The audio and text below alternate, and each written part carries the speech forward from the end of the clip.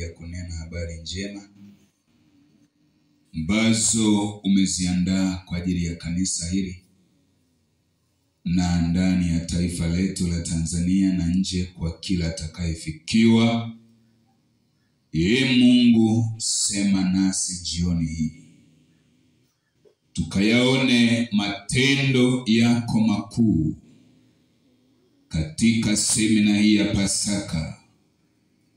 Roho Mtakatifu jitukuze, useme nasi kwa namna ya ajabu sana, kupitia jina la Yesu. Watu wote wapige kelele kwa kusema amen. Makofi mengi na vigeregere kwa Yesu. Wa mama vigeregere kama mpo. Naomba uketi, twende kwenye somo letu. Jumapili tulikuwa na somo linaloitwa kufufuka kwa Yesu. Na baada ya Yesu kufufuka, alitoa maagizo. Kwa hiyo leo tunaenda kuangalia somo linalosema maagizo makuu ya Yesu kwa kanisa lake. Maagizo makuu ya Yesu kwa kanisa lake. Yapo maagizo ya msingi ambayo aliagiza baada ya Yesu kufufuka. Moja wapo ni agizo kuu, Mathayo 28:18 hadi 20. Hilo tunaliona ni agizo kubwa ambalo Yesu analiagiza. Lakini pia tunaona agizo la pili, Luka 24:49. Luka 24:49. Tunaona Yesu pia anaagiza kanisa kwamba kaeni humu mjini mpaka mvikwe uwezo utokao juu. Lakini pia tunaona agizo lingine ni la kuwa mashahidi. Agizo la tatu. Haya ni maagizo ya msingi. Tunaona agizo la kuwa mashahidi, Matendo ya Mitume 1:8. Matendo ya Mitume 1:8, kuwa mashahidi. Na pia tunaona agizo lingine, Yohana 20 mstari wa 21 hadi 23. Tunaona agizo la kusamehe dhambi, mamlaka ya kusamehe dhambi kwa njia ya Injili. Lakini pia tunaona agizo lingine, meza ya Bwana. Haya yote ni maagizo ya msingi yanaagiza meza ya Bwana. Wakorintho wa kwanza 11 mstari huu wa 23 hadi 26. Lakini pia tunaona agizo lingine, kulinda misingi ya imani. Misingi ya imani tumeagizwa kuilinda. Tumeagizwa kuilinda. Luka 18:1 hadi 8.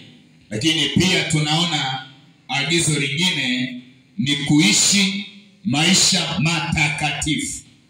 Tumeagizwa tuishi maisha matakatifu. Waebrania 12 mstari wa 14. Lakini pia tunaona tumeagizwa tuombe bila kukoma. Wathesalonike wa kwanza 5:17 anasema ombeni bila kukoma. Yapo mengi, naweza kuyataja hata 20. Haya ni maagizo ya msingi kwa kanisa. Lakini leo napenda tuangalie maagizo makuu ya Yesu kwa kanisa. Kwa hiyo topiki yetu andika maagizo makuu ya Yesu kwa kanisa lake.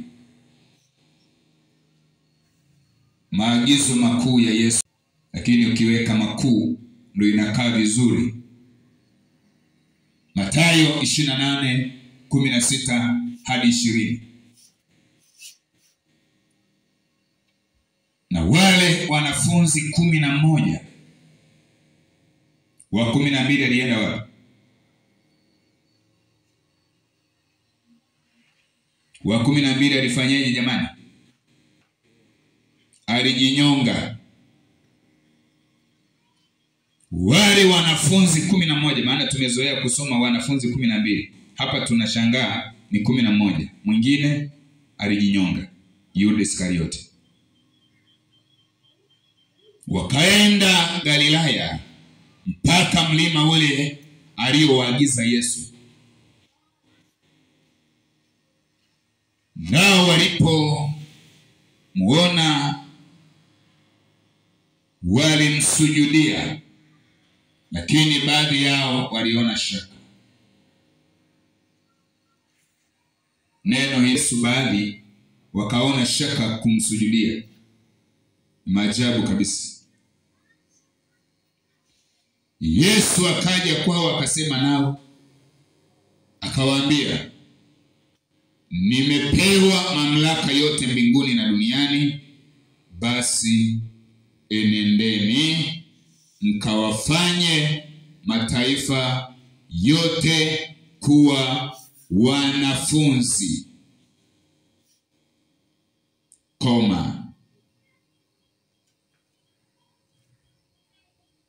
Mkiwabatiza kwa jina la Baba.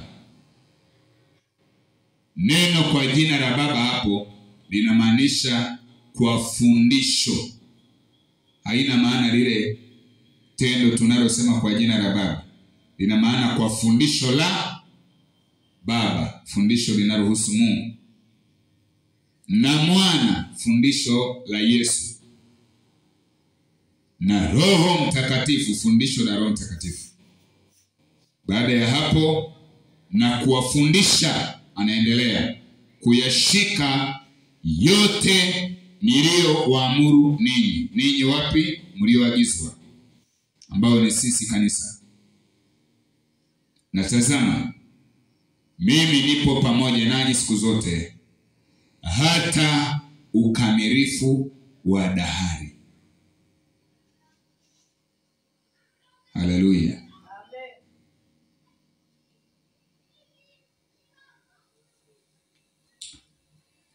Hili ndilo moja ya andiko kuu tutakaloenda nalo katika semina yetu.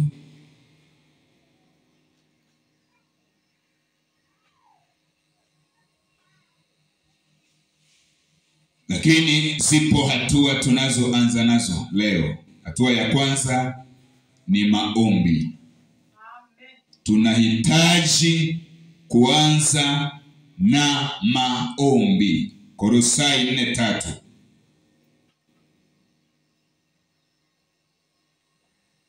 Kitabu cha Wakolosai sura ya 4 mstari wa 3. Tunahitaji kuanza na maombi. Maombi. Hii ndiyo hatua namba 1 tutakayoanza nayo. Maombi. Wakolosai 4:3. Biblia inasema, maana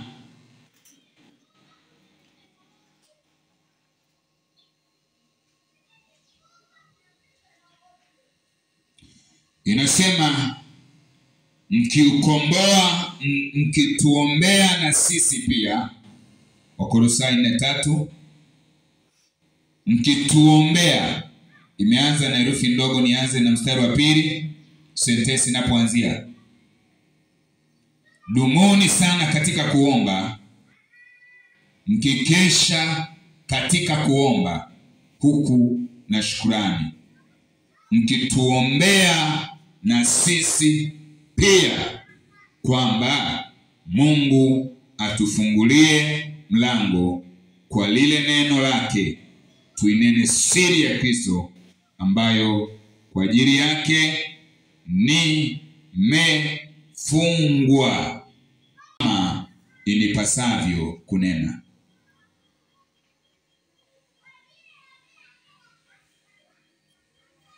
Tunapoanza semina yetu ya maagizo makuu ya Yesu kwa kanisa,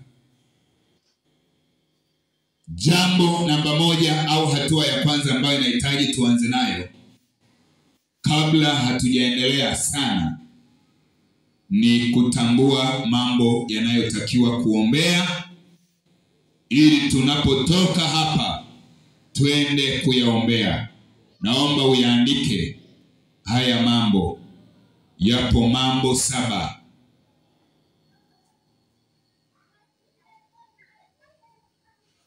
Jambo la kwanza ambalo tunahitaji twende kuliombea ni kuombea kanisa.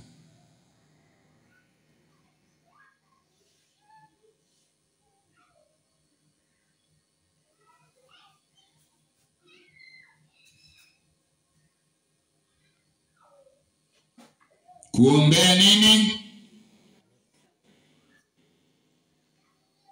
Kuombea kanisa. Liweje?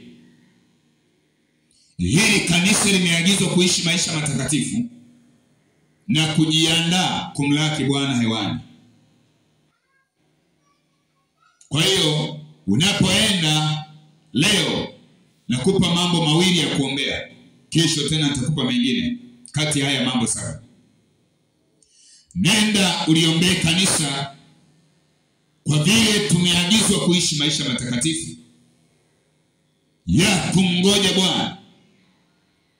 Nenda uombe maombi yako ya leo. Weka hili hitaji. Waefeso 5:25 hadi 27.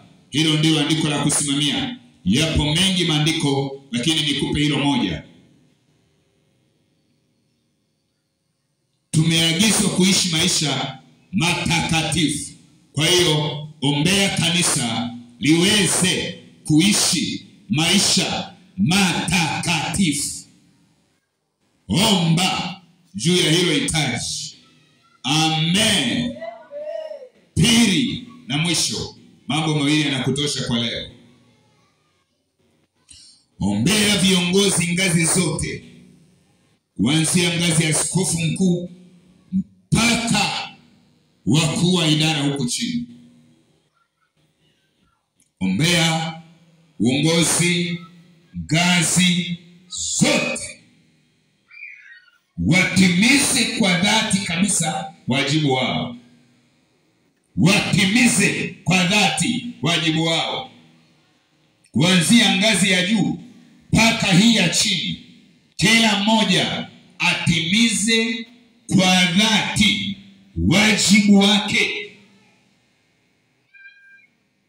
Haya mambo ndiyo yanayosababisha kanisa limeacha maagizo yaliyoagizwa na Yesu. Kwa hiyo tunatakiwa kila mmoja akae kwenye nafasi yake ili atimize kwa dhati wajibu wake. Tutawezaje?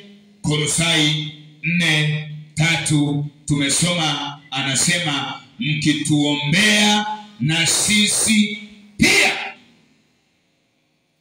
Kwa hiyo twende tuombe. Tuombee viongozi. Taja askofu mkuu, hata kama humjui kwa jina, ukitaja nafasi tayari Bwana atafanya. Viongozi wa kanda, taja. Viongozi wa jimbo, viongozi wa kanisa la mahali pamoja, kuanzia mchungaji, wazee wa kanisa, baraza lote la wazee, baraza la mashemasi, wakuu wa idara na washirika wote. Kila mtu ni kiongozi mahali alipo. Mwambie Bwana atuwezeshe, atusaidie ili tuweze kutimiza wajibu wetu tuliokabidhiwa na Mungu, maana tutatoa hesabu. Tunaelewana vizuri? Tunaelewana vizuri? Yuda mstari wa 3 hadi wa 6. Yuda mstari wa 3 hadi wa 6. ina sura moja, ndio maana nashindwa kusema sura ya kwanza. Ukisema sura ya kwanza lazima wape watu sura ya pili. Kwa hiyo tunasema kitaruma Yuda mstari wa 3 hadi wa 6. Hilo ndilo moja andiko la kusimamia. Baada ya hatua hiyo ni kupeleke sasa, andika utangulizi wa somo. Utangulizi wa somo ndipo sasa tuanze hapo. Hayo mambo nenda uyaombee. Nenda uyaombee. Ombea kabisa kanisa. Ombea kabisa viongozi. Amka usiku. Omba. Biblia inasema katika kitabu gani? Cha Maombolezo sura ya 2 mstari wa 19. Anasema inuka ulalamike mwanzo wa makesha yako kabla ya kujacha. Inuka ulalamike. Kulalamika sio maana ulaumu. Inuka uombe, uchukue hatua ya kwenda mbele za Bwana kwa ajili ya kanisa. Tuseme amen. Kama tutaenda kuomba sema amen, na Mungu akuwezeshe kwa jina la Yesu aliye hai. Kesho nitakupa mambo mengine ya kwenda kuombea. Naomba uwe mwaminifu kuomba hayo mambo mawili niliyokupatia. Sasa twende utangulizi wa somo letu. Tuangalie mambo matatu kwenye utangulizi hapa. Tuangalie mambo matatu. La kwanza, nini maana ya maagizo? Tunaposema maagizo tunamaanisha nini? Nini maana ya maagizo? Naomba tuangalie nini maana ya maagizo. Hili ndilo jambo la kwanza tulione. Lina majibu matatu. Lina majibu matatu. Lina majibu matatu. Lina majibu matatu. Nini maana ya maagizo? Katika kitabu cha Marko 16 mstari wa 14 hadi 20 tunaona maagizo ni mambo ambayo Yesu ameliagiza kanisa liendelee kuyafanya hadi mwisho. Marko 16:14 hadi 20. Tunaona maagizo ni mambo ambayo Yesu ameliagiza kanisa liendelee kuyafanya hadi mwisho.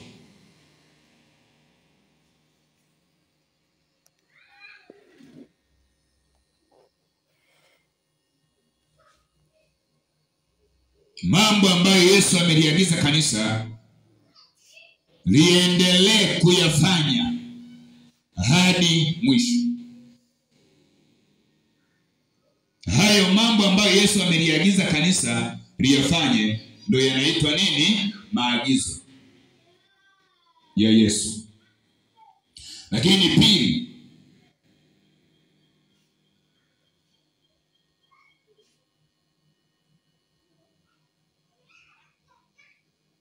maagizo ya Yesu ni moja ya misingi ya kweli. Ni moja ya misingi ya kweli. Ni misingi ya kweli. Ni moja ya misingi ya kweli.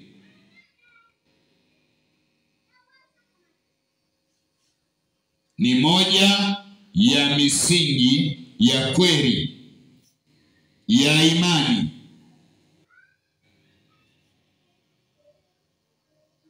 Kwa kanisa. Maagizo ya kanisa ni moja ya misingi ya kweli ya imani kwa kanisa. Kwa hiyo tunaposema somo letu ni maagizo, tunamaanisha nini? Tunamaanisha ni moja ya misingi ya imani ya kweli kwa kanisa la Yesu.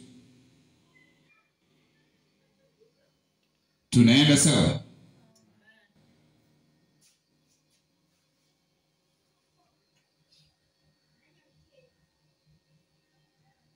Lakini mwisho hapo tunaona Zaburi ya 11:3. Zaburi ya 11:3 Biblia inasema misingi ikiharibika mwenye haki atafanya nini? Atafanya nini? Misingi ikiharibika mwenye haki atafanya nini? Hapo huwa kuna watu wanajibu tofauti. Mwingine anasema misingi ikiharibika mwenye haki hana cha kufanya, naye ameharibika. Ndiyo maana Biblia inasema mwenye haki yeye atafanya nini? Misingi imeharibika, lakini mwenye haki yeye afanyeje?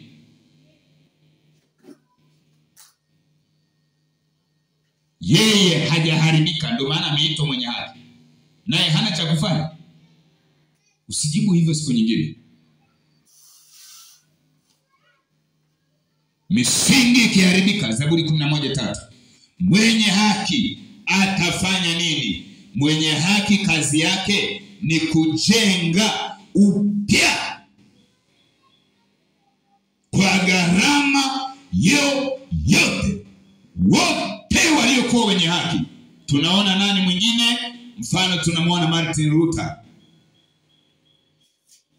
Alipotaka kurekebisha misingi, aliandika mambo 95 yaliyokosewa na akaanza kurekebisha moja baada ya jingine. Mambo 95 yaliyokosewa akaorodhesha, hili limekosewa, hili limekosewa, hili limekosewa, hapa pamekosewa, hapa pamekosewa, hapa, yote akaorodhesha. Alafu akaanza kurekebisha. Kwa hiyo misingi ikiharibika mwenye haki atafanyaje? Ataijenga, atairekebisha. Yeye ndiye wa kujenga hiyo misingi. Kwa nini ajenge? Kwa nini arekebishe? Kwa sababu ni moja ya maagizo. Maagizo ni moja ya misingi ya imani ya kweli. Tuseme amen, amen, amen. Kwa hiyo mwenye haki una wajibu wa kujenga misingi iliyoharibika. Sasa tatizo ni kwamba ili ujenge lazima uwe na macho ya kiroho. Sio kila mtu anaweza kujenga. Mwingine anaweza akaona hili limeharibika na akaacha tu. Kwa nini ameacha? Hana macho, ni kipofu. Lazima wewe usimame uangalie wapi pameharibika. Hapa mimi najenga. Ndiyo kazi yetu. Sio kwamba mwenye haki hana cha kufanya. Labda wewe, lakini mimi nina cha kufanya nikiona misingi imeharibika. Haleluya. Tumeelewana vizuri? Tumeelewana vizuri?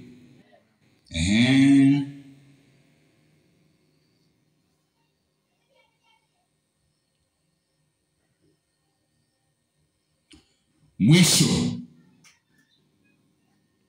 tafsiri ya maagizo. Maagizo ni mambo ya lazima, sio hiari. Ni mambo ya lazima kwa aliyeagizwa. Yaani hiyo ni lazima. Lazima litekelezwe kwa sababu ni agizo, sio ombi. Ombi unaweza kuamua kufanya au kuacha. Lakini agizo usipolifanya adhabu yake ni nini?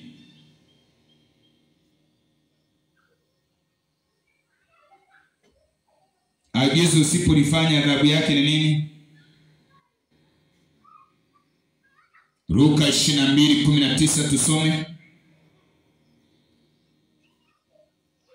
Mambo mengine mawili yaliyobaki kwenye utangulizi nitayaacha ili niende moja kwa moja kwenye somo letu sasa. Hapo nilikuwa naongea jambo moja lenye mambo matatu. Kitabu cha Luka 22:19.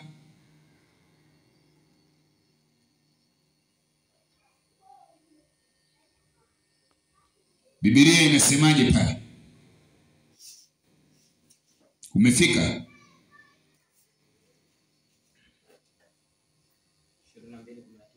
Ndiyo. Hilo ni moja ya agizo. Angalia hapo linapofanyika. ili ujue agizo ni lazima. Luka 22 na ule mstari wa 19 Biblia inasema akatoa mkate, akashukuru, akaumega, akawapa, akisema, akiagiza, huu ndio mwili wangu unaotolewa kwa ajili yenu. Fanyeni hivi kwa ukumbusho wangu. Haya. Fanyeni hivi, yani hiyo ni lazima, sio ombi. Kwa ukumbusho wangu. Kwa ukumbusho wangu kivipi? Ionekane mimi ndiye niliyeagiza, sio mtu mwingine. Ionekane ni jambo la lazima, sio la hiari. Fanya hivyo kwa ukumbusho. Fanya hivyo kwa ukumbusho, bila kuacha. Angeweza kuongeza vitu kama hivi.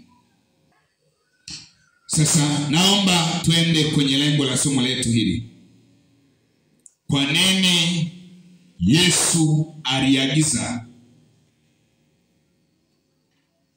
Tuone lengo la somo.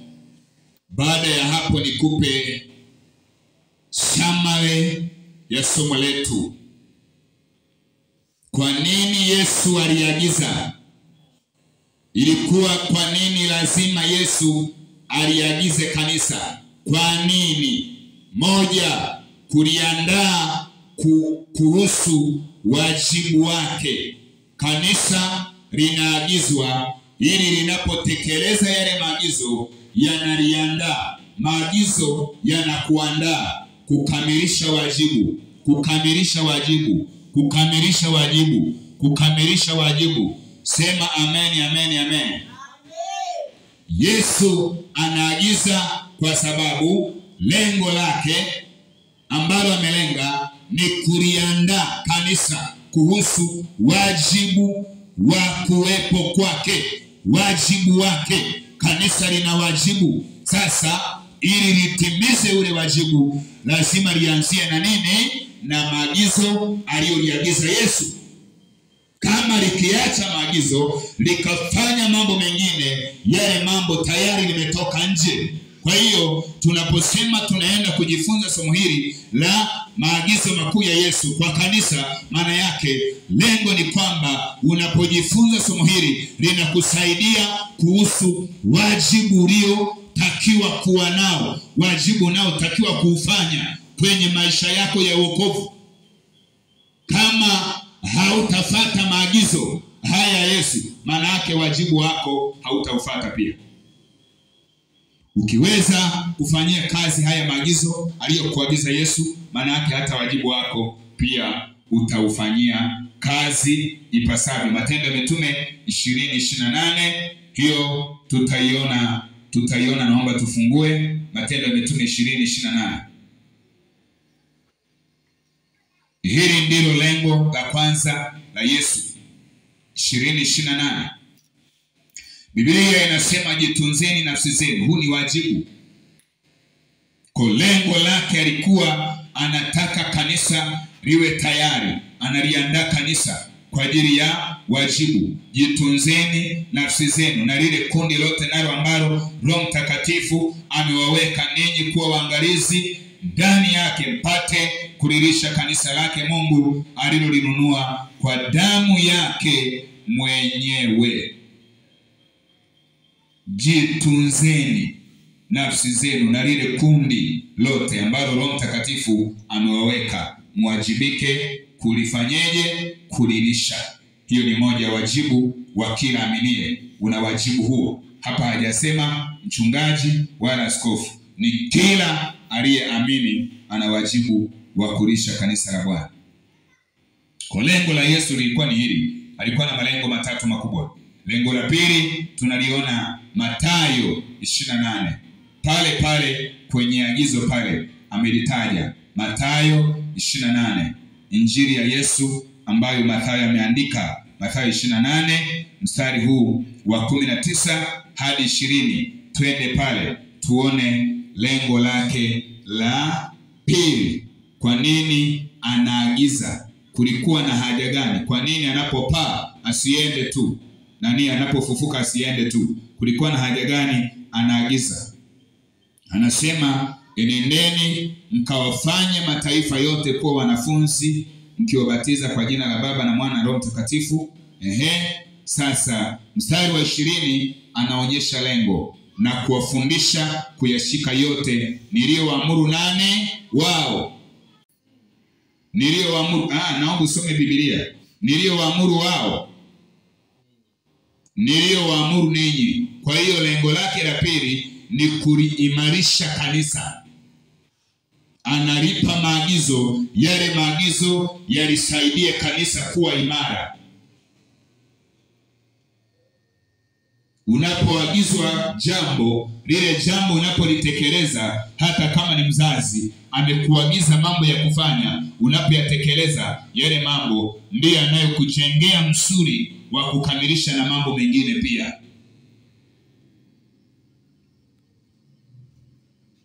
Lengo la tatu ni kuliandaa kanisa kwa ajili ya unyakuo. Lengo la tatu ni kuliandaa kanisa kwa ajili ya unyakuo.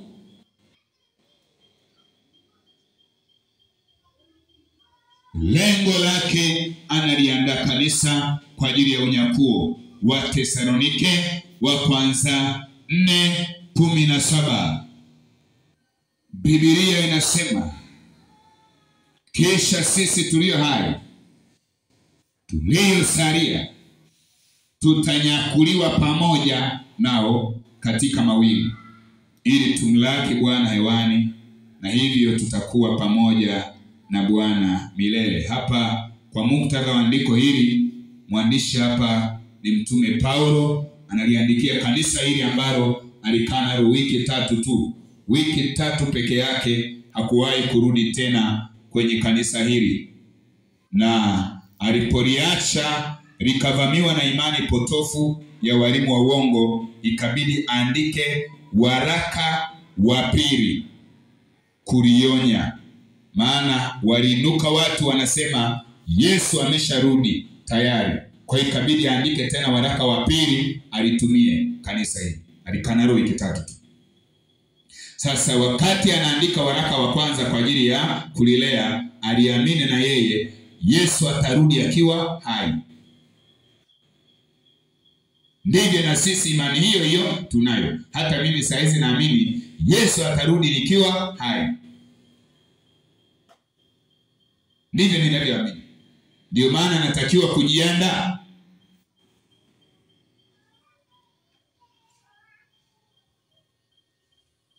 Sasa maagizo tuliyoagizwa ndiyo yanayotuandaa kufanyeje?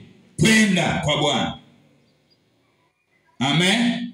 Sasa naomba tuyaone hayo maagizo ambayo kumbe yana mambo makubwa kiasi hiki. Tuanze sasa kuyaona. Tuone agizo la kwanza sasa. Yapo maagizo mengi lakini makuu mawili. Kwa kanisa yapo maagizo mengi ya msingi. Andika, yapo maagizo mengi ya msingi lakini makuu kwa kanisa ni mangapi? Mawili. Yapo maagizo mengi ya msingi kwa kanisa, lakini makuu ni mangapi? Mawili. La kwanza linaitwa ubatizo. Tumeshaacha lengo, tupo sasa kwenye mgawanyo wa somo letu. Mgawanyo wa somo. Ubatizo wa maji mengi. Yapo maagizo ya msingi makuu. Maagizo ya msingi mengi lakini makuu ni haya mawili. La kwanza, ubatizo wa maji mengi, kama ishara ya kufa na kufufuka pamoja na Bwana. Kama ishara ya kufa na kufufuka pamoja na Bwana. Tunaelewana? Ubatizo ni ishara ya nini? ya kufa na kufufuka pamoja na, sio kutimiza haki yote. Wachungaji wananisikia na maaskofu. Mara nyingi nimesikia maaskofu na wachungaji wakibatiza watu, wanasema na kubatiza wewe Victory ili utimize haki yote. Huu ni uchanga wa hali ya juu sana. Hautimizi haki yote unapoenda kubatizwa. Ubatizo ni ishara. Ni ishara tu. Ndiyo maana ukifa hujabatizwa, mbinguni unaenda.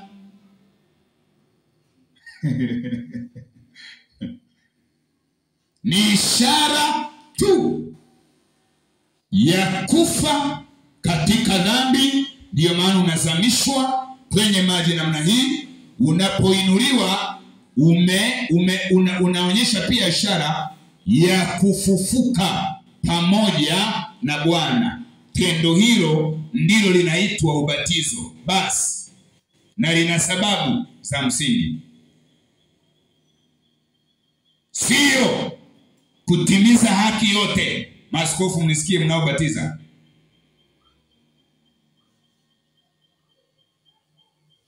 Haki yote ya muamini anaipata anapookoka. Unapookoka ukamwamini Yesu, damu yake inamaliza haki zote. Zote, haki yote ipo kwenye damu ya Yesu. Kwa hiyo ukitubu dhambi kwa kumaanisha kuziacha, pale pale damu ya Yesu inakuhesabia haki. Tendo la kuokoka liko hivi. Kuna mambo matatu ambayo mwanadamu anafanya ili aokoke. Matatu Mungu anafanya kumuokoa. Matatu wanashirikiana mwanadamu aliyeokoka na Mungu. Kwa hiyo wokovu na mambo 9. Sasa haya matatu anayofanya mwanadamu ili aokoke, la kwanza linaitwa kusikia Injili. Huwezi kuokoka bila Injili. Bila Injili haiwezekani. Kwa hiyo la kwanza ambalo mwanadamu analifanya ili aokoke, lazima asikie Injili. Ndio maana agizo la kwenda kuambia watu neno la Mungu, hawawezi wakaokoka wenyewe bila sisi kuwaendea, mpaka wasikie. Na sharti Biblia inasema ili Yesu aje, sharti ulimwengu wote usikie Injili. Mimi nimeenda Umasaini juzi, hawajui Yesu. Bado kabila la Wamasai halijafikiwa. Hata hapa wenyeji wa mji huu wako humu kanisani. Wenyeji wa mji huu, wenye mji huu wako humu kanisani, wameokoka. Hamna, hawajafikiwa. Hawajui Yesu kabisa. Wamebeba dini zao, wameshika mambo yao, wameshika uganga, wameshika vitu gani, vitu vya ajabu ajabu. Tuna makanisa wanaenda makanisani. Jumapili wanabeba misalaba wanavaa, wanaenda. Hawajui Yesu. Kwa nini hawajui Yesu? Hawajasikia Injili. Hawawezi kuokoka bila kusikia Injili. Kwa hiyo la kwanza mwanadamu ili apewe haki ya kuitwa mtoto wa Mungu, apate haki yote, lazima asikie Injili. La pili, baada ya kusikia Injili, atubu na kugeuka. Toba ya kweli, metanoia, lazima ihusike. Metanoia inapohusika, anabadilika, anakuwa mtu mpya. Baada ya hapo, hatua ya tatu anayotakiwa kuifanya ni kutokurudi tena Mesia alikotoka. Lazima aendelee, lazima songe mbele bila kuangalia ya kale. Ya kale yamepita, yamekuwa mapya. Ya kale yanaondoka, dhambi inaondoka, tamaa inaondoka, umarai unaondoka, uzinzi unaondoka, uongo unaondoka, wizi unaondoka, hasira zina inaondoka.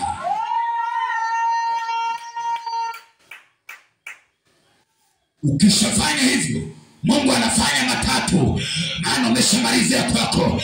Yeye anachokifanya cha kwanza kabisa, anakusamehe dhambi zote, dhambi ambayo wanadamu waliiona, pengine ulitenda wanadamu wakaiona.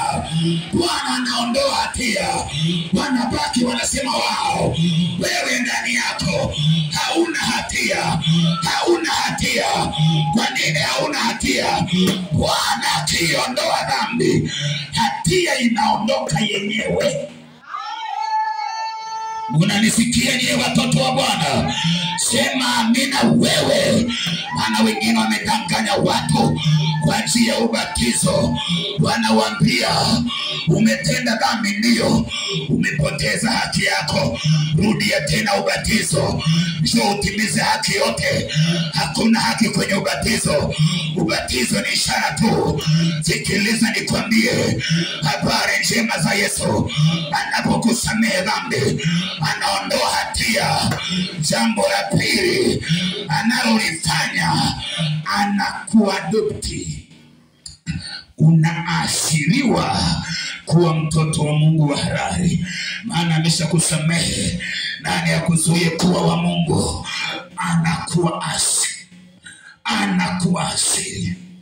Anakuashiri, unakuwa mtoto wake halali. Unaingizwa kwenye familia yake. Kitaaluma tunasema adoption. Kivipi adoption? Tuna njia tatu za kupata watoto au njia tatu za kuzaa kitaaluma. Ya kwanza, reproduction. Hii inatokana na X na Y kuungana, anazaliwa mtoto wa kiume. Lakini pia hapo kwenye reproduction, X na X zikiungana, anazaliwa mtoto wa kike. Hapo nimejibu mtu aliyekuwa anataka mtoto wa kike, amenipigia simu leo. Hiyo ni kisayansi, kwamba mwanadamu wa kike yeye mayai yake ni X. Huyu wa kiume ana X na Y. Kwa hiyo inapotoka ile mbegu ya X na Y, alafu Y ikarutubisha, ikakutana na X, Y ikawa na nguvu, ikakutana na X, pale anazaliwa mtoto wa kiume, maana Y ina nguvu kuliko X. Lakini anaporutubisha lile yai la X na X ikawa na nguvu, pale ndipo anatokea mtoto wa kike. Na kwa mwanamke ambaye ana mfumo mzuri wa uzazi, hajapata tatizo lolote, ana vipindi viwili kwenye zile siku za uzazi. Kipindi cha kwanza, siku 5 za mtoto wa kike, zinaanza siku ya 12 mpaka 16. Baada ya nini? Baada ya kumaliza zile siku za Mungu. Mara nyingi wa mama wanasema siku zao, sio zenu, ni za Mungu. Baada ya kumaliza siku za Mungu zile, ziwe 3, ziwe ngapi, zikimalizika zile za Mungu, unahesabu siku 11. Hizi hazina shida, ila kwa kukwepa mimba lazima utoe 3, maana mbegu ya kiume ina expire baada ya masaa 72. Kwa hiyo kama mtu anatumia kalenda kwa ajili ya kukwepa mimba, mimi na mama tunatumia kalenda. Kwa hiyo mimi ni mwalimu wa kalenda, naongea hapo academically, siongei mambo ya kugugo. Tunatumia kalenda, hatutumii majira, maana majira ni dhambi. Kwa taarifa yako, ukishaua yale mayai umeua mtoto, maana lile yai ndio linaitwa nini? Mimba. Mimba inaitwa nini? Mtoto. Mtoto anaitwa nini? Mtu mzima. Ndio wewe uliyekaa kwenye kiti hapo, ulianzia kule kwenye yai. Maana hii hata wachungaji wanashindwa kuisema wazi. Mimi mshirika wangu huruhusi kutumia majira. Kama una shida njoo nikushauri. Mimi ni mfano kwa mama, hatutumii majira sisi. Tunatumia mambo haya mawili. La kwanza, maombi. Tumeweka agano na Mungu. Tulimwambia Mungu mpaka Daudi afikishe miaka mingapi? 5. Na tukaweka ahadi kwa Bwana, tukaweka nadhiri na tukaisimamia. Na ndivyo Mungu alivyofanya.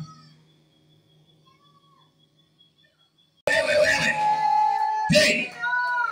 Tunatumia maombi na karibu basi. Hivyo ndio vitu halali.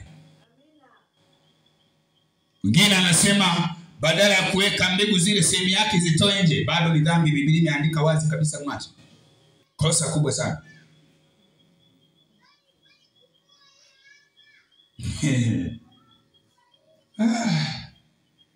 Sayansi tamu sana. Unajua sayansi na mhubiri Yesu, hivyo namaanisha hilo. Unalielewa hilo? Yaani sayansi tu inamfunua Mungu, sayansi tu.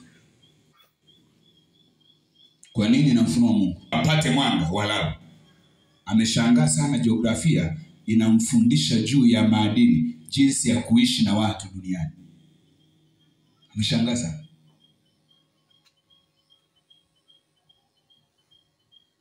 Elimu zote ziko hapa kwenye Biblia. Zote.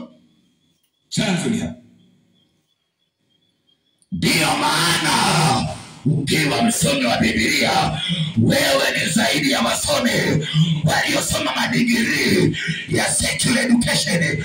Wewe unakuwa juu zaidi yao. Kwa nini? Wote wanaripoti kwako, wewe ndio mkubwa wao.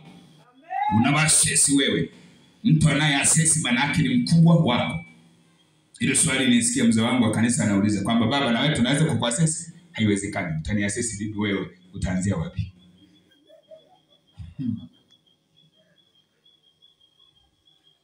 Ni kama mtoto wako aanze kukuasesi nyumbani. Ataanzaje? Kwamba baba naona leo umenunua sukari robo, kivipi unatununulia sukari robo leo? Haiwezekani.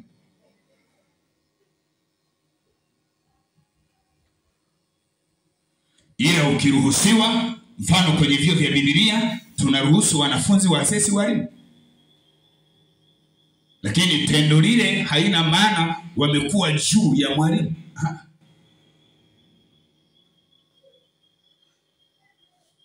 Mmenisikia? Amen. Muelewe. Sasa nifanyeje na muda umeisha, nimalizie wapi sasa? Sikiliza nikwambie. Nataka kuongea na askofu na mchungaji mwenzangu. Wengi sana nimewasikia.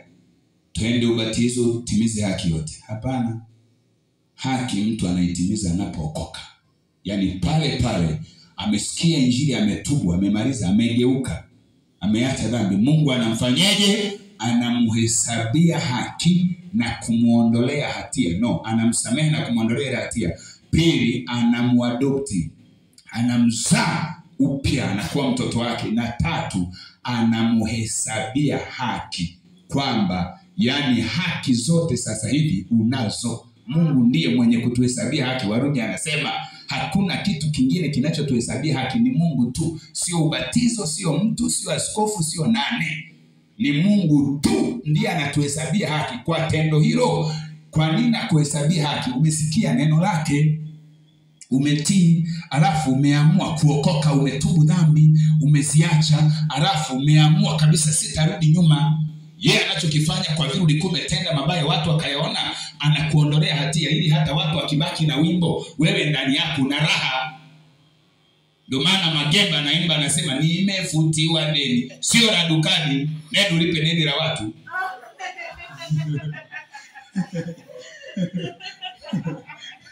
Maana mwingine aliposikia hivyo akasema dukani, sasa nimeambiwa nimefutiwa deni, nimekuja kutoa taarifa.